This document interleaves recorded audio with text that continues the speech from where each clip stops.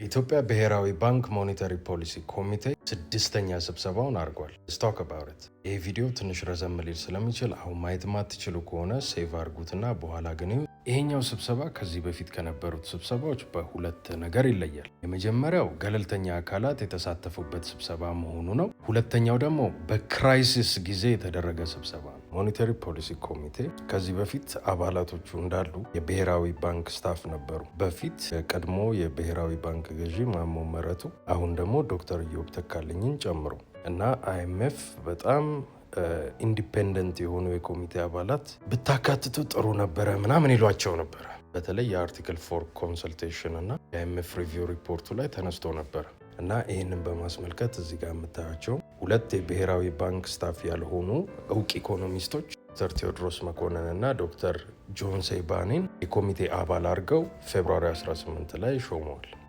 ኢንዲፔንደንት የሆኑ የኮሚቴ አባላት መኖራቸው አትሊስት ሞኔታሪ ፖሊሲ ኮሚቴ ዋና ስራው የአገሪቷን ሞኔታሪ ፖሊሲ አቅጣጫ ማስቀመጥ ነው። ከዲሴምበር 2024 ጀምሮ የኳርተሩ መጨረሻ አገሪቷ ከዛ በኋላ የምትከተለውን የሞኔታሪ ፖሊሲ አቅጣጫዎች ያስቀምጣሉ።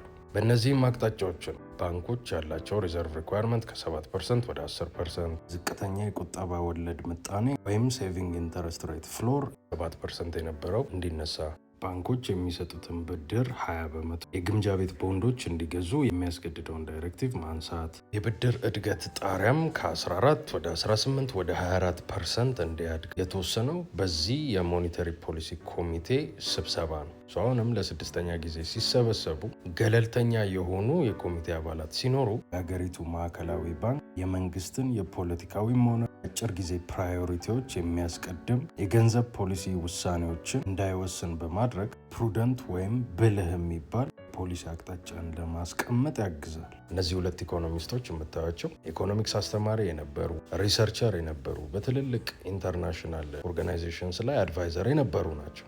ለቦታውም ይመጥናሉ። ከዛ ደግሞ ይዘውም የሚመጡት የሀሳብም ሆነ የልምድ አቅም አለ ማለት ነው። ሌላኛው ነገር እንግዲህ ሞኔታሪ ፖሊሲ ኮሚቴ ከዚህ በፊት ሲሰበሰብ የሆነ የፖሊሲ ለውጥ ያደርጋል። ከሁለተኛው ስብሰባ ማለትም የዛሬ ዓመት ማርች 2025 ላይ ብቻ ነው በመጀመሪያው ሚቲንግ ላይ የተቀመጡትን ነገሮች ሜንቴን አድርጎ ምንም አዲስ የፖሊሲ አቅጣጫ ሳያስቀምጥ የተወው እና በአሁኑም እንደዚህ ነው የሆነው። ግን በአሁኑ አንድ የተለየ ነገር የተፈጠረው ምንድን ነው? የናሽናል ባንክ ሬትም ሪዘርቭ ሪኳየርመንት የብድር እድገት ጣሪያም ባሉበት እንዲቆዩ ቢወሰንም አሁን ላይ ያለው በአሜሪካ እስራኤልና ኢራን መካከል ባለው ጦርነት ምክንያት በዓለም አቀፍ ደረጃ እየተፈጠረ ያለውን የማክሮ ኢኮኖሚክ ሾክ ተረድተውት፣ በተለይ ደግሞ ይሄም አንደኛ የነዳጅ ዋጋ ላይ በሚኖረው ተጽዕኖ፣ ሁለተኛ ኢምፖርት ላይ በሚኖረው ተጽዕኖ ባይዘወይ የኢምፖርት ነገር መነሳቱ ካልቀረ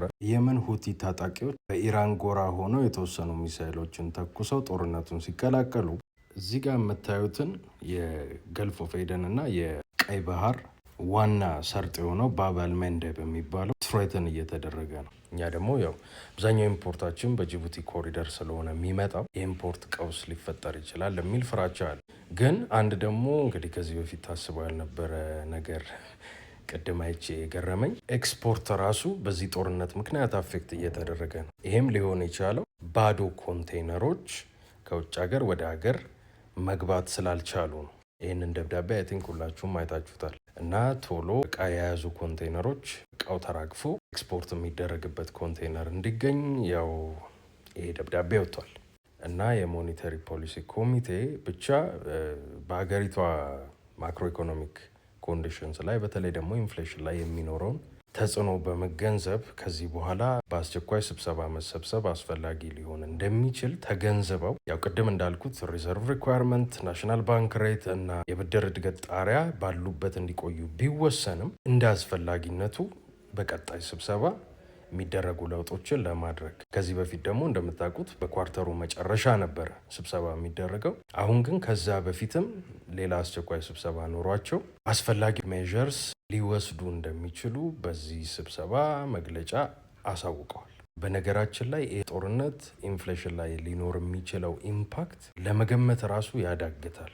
ናይ ነው አንዳንዶቻችሁ የኢትዮጵያን ስታቲስቲክስ ሰርቪስ ፐብሊሽ የሚያደርገውን የኢንፍሌሽን ፊገር ማለትም ለምሳሌ ባለፈው ፌብሩዋሪ ወር ላይ 9.7% ነበረ የሚለውን እንደማታምኑት ብዙ ጊዜ ኮሜንት ታደርጋላችሁ እኔ ቪዲዮዎች ላይ እና እስቲ የማርች ወር አለ ከዛ በኋላ ደግሞ ያው ጦርነቱ ምን ያህል ይቆያል የሚለውን ነገር ተመልክተን ደግሞ በቀጣይ ወራትም የሚኖሩት የኢንፍሌሽን ፊገሮች ምን ያህል ተአማኒ ነው የሚለውን ነገር አብረን የምናይበት ነው የሚሆነው። ምክንያቱም የነዳጅ ዋጋ ተቀይሯል። እንግዲህ ቤንዚል በ2.7% ዋጋውን ተጨምሯል በንግድና ቀጠናዊ ትስስር ሚኒስቴር በኩል። ነዳጅ ደግሞ አዝዩ ነው ዋጋው የነን ፉድ ኢንፍሌሽን which is እዚህ ጋር 8.1% ነው ብሎ ናሽናል ባንክ በዚህ ጋዜጣዊ መግለጫ ያሳወቀው ነው።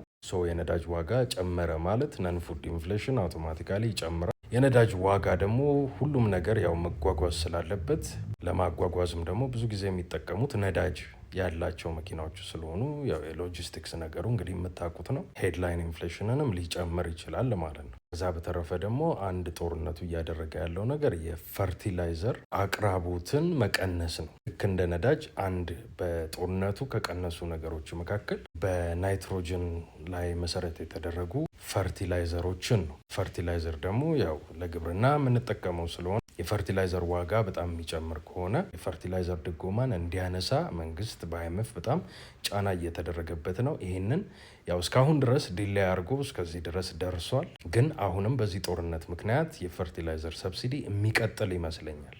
ግን ሰብሲዳይዝም እየተደረገ እንግዲህ የፈርቲላይዘር ዋጋ የሚጨምር ከሆነ ወይ አቅራቦቱ የሚቀንስ ከሆነ ወይ የአግሪካልቸር ሴክተሩን ምርታማነት ይቀንሳል ወይም ደግሞ ለማምረት ያለውን ኮስት ይጨምራል። ኢዘር ወይ የምግብ ዋጋም ከፍ ካለ የፉድ ኢንፍሌሽን ሬቱም አብሮ የሚጨምር ይሆናል። ብቻ ኤኒዌይስ ይሄ ነገር ሳስበው ማለት ነው በሞኔታሪ ፖሊሲ ብቻ ሪዞልቭ የሚደረግ ነገር አይደለም። እዚህ ጋር በጣም ፊስካል ስቲሙለስ ያስፈልጋል። መንግስትም እንግዲህ ፊስካል ስቲሙለስ የሚሰጥበት አንድ መንገድ ያው ድጎማ ነበረ።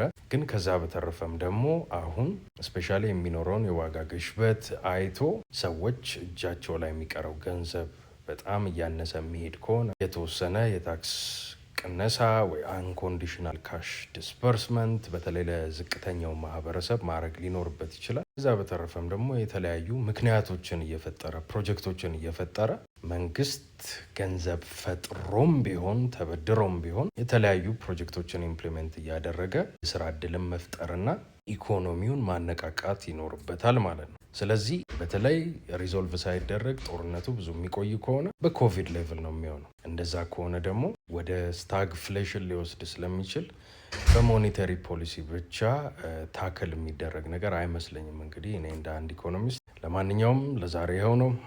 ይመቻችሁ።